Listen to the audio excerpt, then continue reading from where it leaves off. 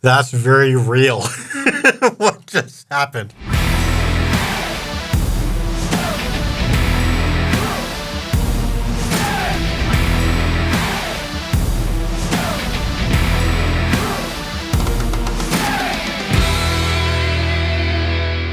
Okay, I'm continuing my series reacting to Marvel Cinematic Universe scenes of dialogues and debates. I'm an apologist, I'm a speaker, and I try to help people to have healthy and productive dialogues, and I'm trying to take a look at how people are doing in these dialogues. What are the things that we can learn from them? What are the things that we can learn not to do by watching these scenes? This is kind of my part 2 of the Captain America Civil War. So we took a look at 2 scenes before. If you haven't seen that episode yet, you might want to start by watching that one because some of that context is affecting these next couple of scenes. And now I'm going to take a look at 2 more scenes from this movie.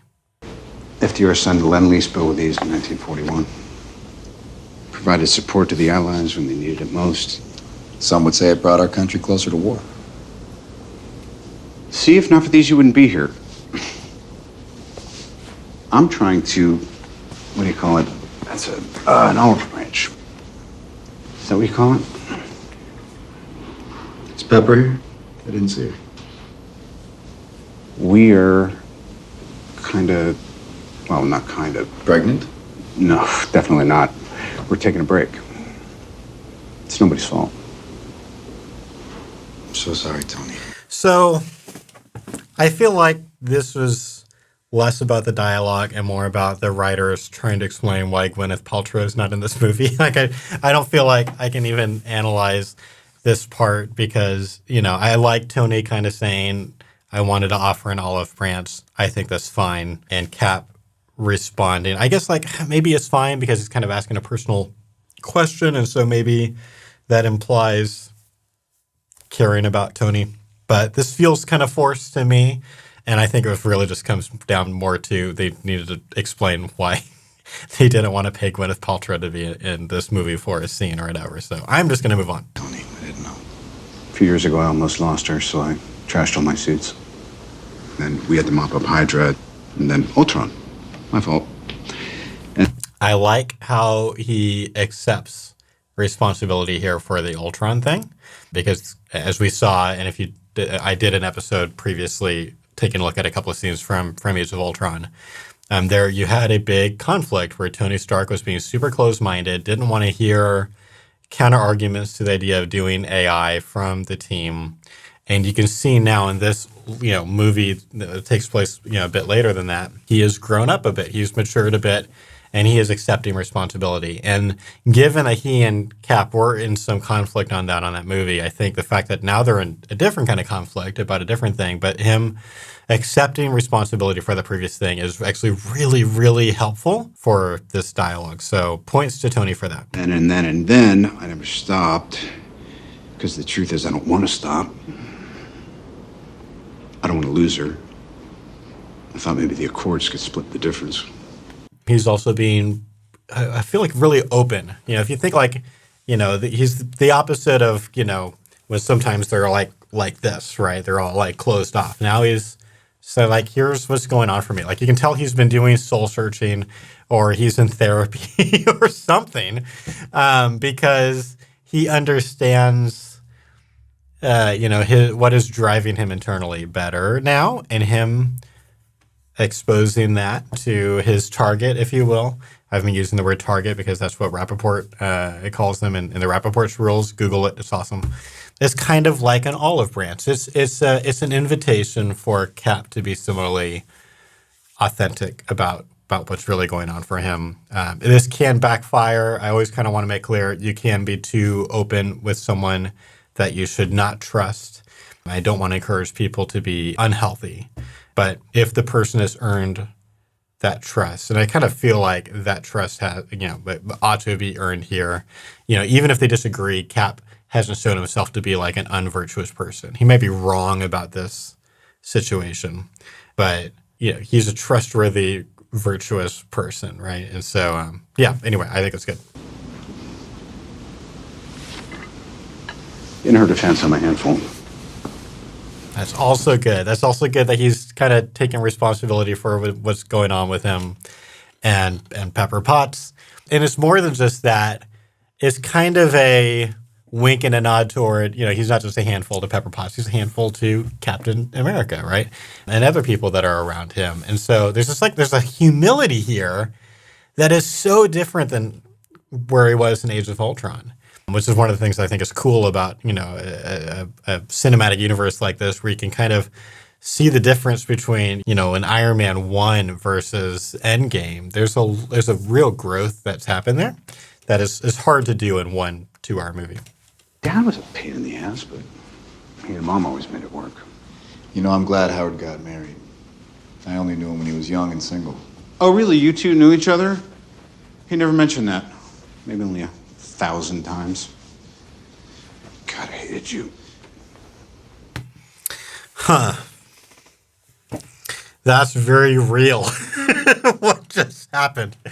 I think it's too snarky for Tony to kind of be like, I've heard that 1,000 times before.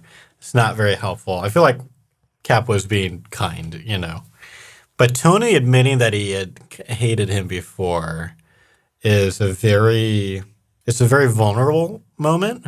But it's kind of this opportunity to try to reconcile. Or if nothing else, him again exposing here's internally something that was going on for him before that he's willing to let Captain America know.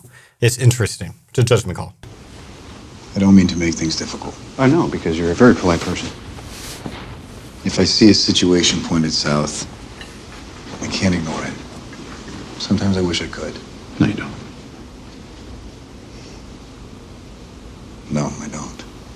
That's interesting. So generally speaking, I want to say it is not advisable to have your target say something about their motivations, about what they're doing, and then to instantly, basically call them a liar. I don't think that's usually a good move. And I suspect the reason why it worked here was because there is so much shared history. They know each other's internal workings so well that what Cap said, I think he's trying to kind of indicate, he's also taking a little bit of responsibility and he's not trying to make things hard, but this is kind of this thing that's driving him. And he kind of maybe even thoughtlessly added this other thing. Sometimes I wish I could stop because it sounds good to say or whatever. And it's just so transparently not true. And it's maybe if they just both know that, sometimes people kind of go through the motions and it's everyone knows that this is all false, fake, surfacey stuff that's happening. Maybe in a situation like this where there's that kind of shared history, this can work. But it was a gutsy move, let's say that. And it's a move that, generally speaking, is not going to work as well as it did here.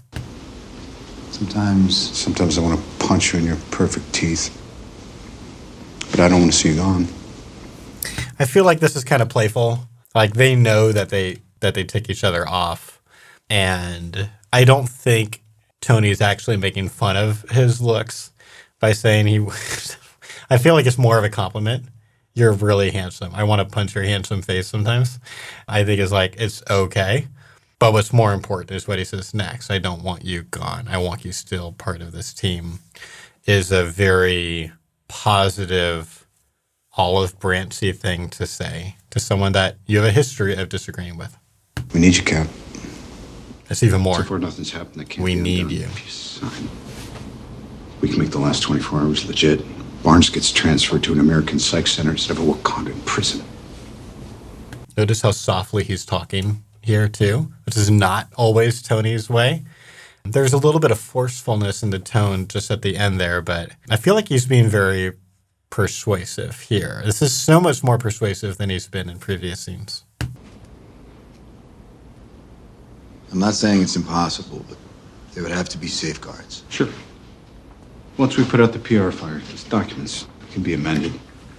I'd file a motion to have you. It's kind of a negotiation. Wanda, what about Wanda? She's fine. She's confined to the compound currently. Vision's keeping her company. Oh, God, Tony, every time I think What, you it's see 100 things the right acres way. with a lap pool. It's got a screening room. There's worse ways to protect people. Protection. Is that how you see this? This is protection? It's internment, She's Tony. not a U.S. citizen, and they Oh, don't come grant on, visas Tony. to weapons of mass She's a destruction. kid. Give me a break! Okay. This went downhill real fast. Clearly part of why this kind of negotiation thing started, where Cap's kind of saying, I might be willing to compromise, which is great. He didn't understand that that Black Widow is, sort of under house arrest in the most luxurious military compound in existence. And he's really upset by that. And I think that's understandable, right? But they're raising their voices now at each other. They're interrupting each other, which is really bad. Kind of yelling, dismissing each other's arguments. I think it's fair for Cap to kind of call Tony out for the language protection. What's complicated there is there's multiple things going on at the same time. I think they're both kind of right in this situation. And that happens all the time in conflicts where two people are kind of right. They're using different language or they're emphasizing different elements of it, but there's some truth on both sides. That's usually why conflicts can be so complicated. But just generally speaking, they're not hearing each other now. They're not listening to each other. They're just fighting. I'm doing what has to be done to stave off something worse. You keep telling yourself that. Hate to. So I like that here, and again, I think this is more an element of the writing than anything else, but the fact that they were talking past each other and now there's more of that space again. And Cap is listening and processing what Tony just said. I think that's really good. The lesson there is even if you find yourself in a conflict or debate where you guys are interrupting each other for a bit, the damage is not permanent. You can always make it better by stopping and be better, But then there was a thing he just said that I didn't like. What was it? Oh, he said, you keep telling yourself that. Yeah. That's giving up. That's giving up on the dialogue and just basically saying, you're wrong. You're lying to yourself. It's like if there's a self-deception thing going on and I don't buy it. And you shouldn't either. And there's some sarcasm there or whatever. I think that's not very helpful. Okay, so I would give Captain America a 6, and I would give Tony, is it the same? Does he get a 6 too? Yeah, I give him both 6s. That could have been a lot better. It could have been way worse. I think we're going to see it get worse. I don't remember what the next scene is, but, it's not the end. It doesn't end with them being on the same side, right? It could have been a lot worse, but I would give them both 6s for that. Okay, let's do one more scene. This is from Avengers Infinity War, and this is one relatively quick scene, so I wanted to go ahead and just watch this one before I'm done today. Let's take a look. So we gotta assume they're coming back, right? And they can clearly find us. We need all hands on deck. Where's Clint? After the whole Accord situation, he and Scott took a deal. It was too tough on their families. They're on house arrest. Who's Scott? Ant-Man. There's an Ant-Man and a Spider-Man? Okay, look. Thanos has the biggest army in the universe, and he is not gonna stop until he gets Vision's stone. Well, then we have to protect it. No, we have to destroy it. I've been giving a good deal of thought to this entity in my head about its nature, but also its composition. I think if it were exposed to a sufficiently powerful energy source, something very similar to its own signature, perhaps, its molecular integrity could fail. Yeah, and you with it. We're not having this conversation. Eliminating the snow.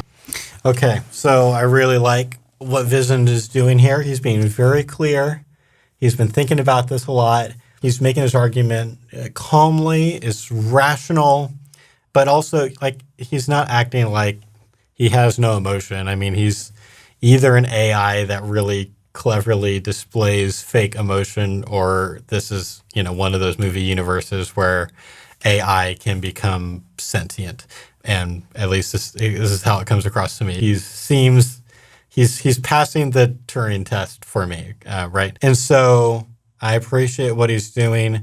The fact that Scarlet Witch says we're not having this conversation is, that's typically not a good move to kind of say, I am not willing to have this conversation. I think you see this a lot in movies, though. I mean, she's upset. She doesn't want, she knows that he might be right, and she doesn't want them to go there. I mean, I don't, is it that different from Tony Stark in Age of Ultron not wanting to bring his idea of creating AI to the rest of his team? But in this case, I think the reasons that she's doing it are more noble. So she's in love with the guy, right? And so I think I get it. It's the only way to be certain that Thanos can't get it. That's too high a price. Only you have the power to pay it. Thanos threatens half the universe. One life cannot stand in the way of defeating him. But it should. We don't trade lives, Vision. Captain, 70 years ago... Just so you know, we have an article on our blog. I think it's called Thanos Would Be Pro-Choice. My brother Tim kind of took a look at the different utilitarian arguments in Infinity War, because Thanos is totally utilitarian. Captain America is kind of set up by the writers to be the not utilitarian, like the more deontological ethics guy, although he's kind of a straw man in the sense that his arguments are just so bad in response to utilitarianism. But it's an interesting piece, and if you haven't checked that out, especially if you're interested in Marvel movies, or if you're just interested in moral philosophy, then that piece might be helpful for you. You laid down your life to save how many millions of people? Tell me, why is this any different? Because you might have a choice. Okay, so Vision comes back with an argument, and he's asking a question, and my ears perk up whenever I hear kind of an argument being made with a question, because generally speaking, we encourage people to avoid making arguments that end in question marks. Because they can make people feel defensive. I'll link to a video below where I kind of explain, I kind of make my case for why I think that's true. And it's different. This is an area where we think differently than some of our colleagues whom we respect a lot in apologetics, who tend to make more arguments with question marks than we encourage people to do. And again, it's not a hard and fast rule. It's like you can never do it. But we tend to avoid it. We try to ask a lot of clarification questions, and then when it's time to make your argument as with more of a statement, and then ask them to respond. That's more of the style that we tend to think does the best job at keeping people, while avoiding people being defensive, while inviting further conversation, further, hopefully a productive dialogue. And so here, Vision asks Captain America a question. Let's watch it again, kind of with that context, and analyze, is he doing the thing that we encourage people not to do? We don't trade lives, Vision. Captain, 70 years ago, you laid down your life to save how many millions of people? Tell me, why is this any different?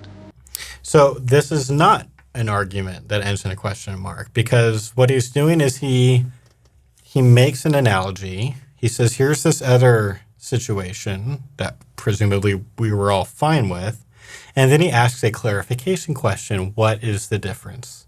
He's not saying that there is no difference. Certainly it's implied in his view, but I think this is fine. I think this is actually really, really helpful for him to say, like, my logical block here is that it doesn't seem like there's an important difference between these two things. You seem to think it is. What is that? And he's saying it softly. It's not aggressive. I think it's great. Because you might have a choice. Your mind is made up of a complex construct of overlays. Jarvis, Ultron, Tony, me, the Stone. All of them mixed together. All of them learning from one another. You're saying Vision isn't just the Stone? I'm saying that if we take out the Stone, there's still a whole lot of Vision left, perhaps the best parts. Can we do that? Not me, not here. Well, you better find someone and somewhere fast. Ross isn't just gonna let you guys have your old rooms back. I know somewhere. Yeah, and so the rest of that was fine. The rest of that was, Banner has an alternative plan, and And it kind of makes an argument for why things might be different with Vision that has to do with, here they have a choice and maybe in a different case they didn't, which could make a difference. But then it kind of moves on to like there's a way that we might be able to, there's kind of like a potentially like this better third option. Maybe we don't actually have to kill him to get the stone, and the rest of that was perfectly fine. So, a lot of people asked me to review this debate scene, and compared to most of the debates that happen in the MCU movies, this was super tame. I think everyone did really well. So I would give Vision a 10. I would give Captain America an 8, just because his counter argument, we don't trade lives, was just so weak. Again, read the article that I referenced if you want to learn about why that was a weak response. I won't get into it here. I would give Scarlet Witch an 8, and I would give Banner a 10. So yeah, really good dialogue. All right, that is it for now on MCU movies. I'm going to move on to some other things that are on the list that people have suggested in comments and emails. If you have any shows or movies, like any particular scenes you'd like me to add to the list for future episodes, please post them in the comments. I read them all. Be as specific as you can. If you can give me like timestamps for a specific like TV episode, that is super helpful, so I can just kind of grab it and add it to the list for the future. But that's it for today. Now go and have important conversations.